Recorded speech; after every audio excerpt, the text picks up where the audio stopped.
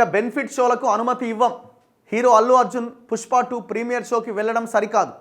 మహిళ మృతి ఘటనపైన చట్టపరంగా చర్యలు. మంత్రి కోమటిరెడ్డి కొనసాగుతున్న దర్యాప్తు బాధ్యులపైన నేడో రేపో చర్యలు. అల్లు అర్జున్ని అరెస్ట్ చేస్తున్నారా లేదా? ఒకటే క్వశ్చన్, ఇంకేం లేదుగా. అసలు ఆయన ఏమైనా పరిహారం ఇచ్చిండా? 25 లక్షలు ఇచ్చినట్టు ఏం ముష్టి చేస్తున్నావా? 300 కోట్లు మంది దగ్గర నుంచి దోపిడీ చేసి, జనాల జేబులు ఖాళీ చేసి, లూటీ చేసి, దొంగతనం చేసి, ఒక రకంగా బందిపోటు దొంగల లెక్క టికెట్ల ధరలు పెంచి లూటీ చేసి 300 కోట్లు దొబ్బి తిని 25 లక్షలు ఇచ్చినట్ట మహిళను చంపింది నువ్వు చంపినవు. ఆ దాంట్లో భాగస్వాములు థియేటర్ యాజమాన్యం ఉన్నది, అందులో భాగస్వాములు పోలీసులు కూడా ఉన్నారు, ప్రభుత్వం కూడా ఉన్నది.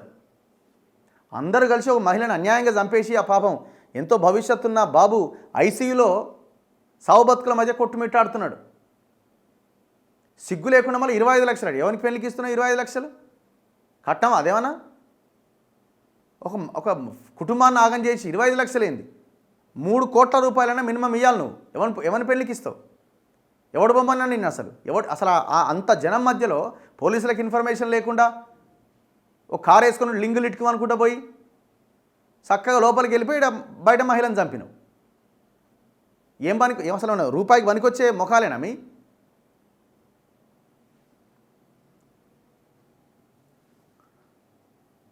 రేవతి కుటుంబానికి 25 లక్షలు ఈయనే ఉన్నది.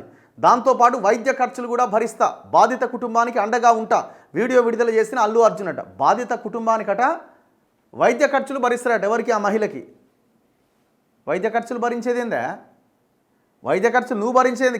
ఆడ హాస్పిటల్లో జాయిన్ చేసి ఫ్రీగా చేయాల్సిందే, గవర్నమెంట్ భరిస్తుంది. అంటే అది కూడా కన్సర్నేనా? వైద్య ఖర్చులు భరించడం కూడా ఎవరా? బాబుది.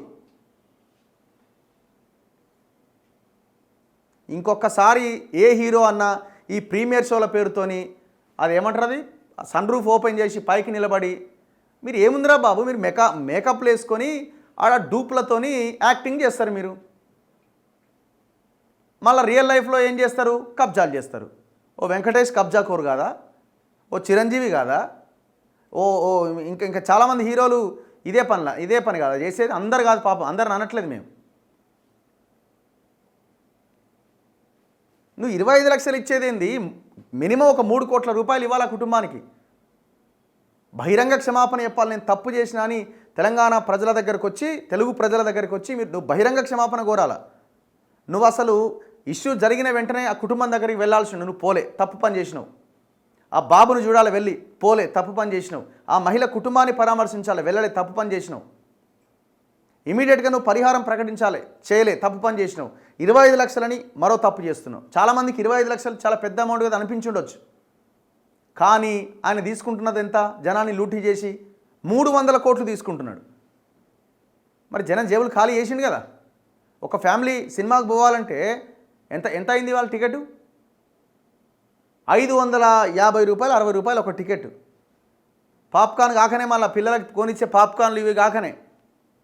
అంటే వారం రోజుల్లోనే తెలంగాణ ప్రజలు లూటీ చేయాలి. ఈ లూటీకి రేవంత్ రెడ్డి సర్కార్ కూడా సహకరించింది. అంటే వాళ్ళే కదా పర్మిషన్స్ ఇచ్చింది టికెట్లు పెంచుకోవడానికి. కోమటిరెడ్డి వెంకటరెడ్డి గారు ఇమీడియట్గా ఆ టికెట్ల ధరలు తగ్గించండి. ఫస్ట్ ఆ జీవనం వెనక్కి తీసుకోండి. ఈ సోదంతా చెప్పడం ఎందుకు?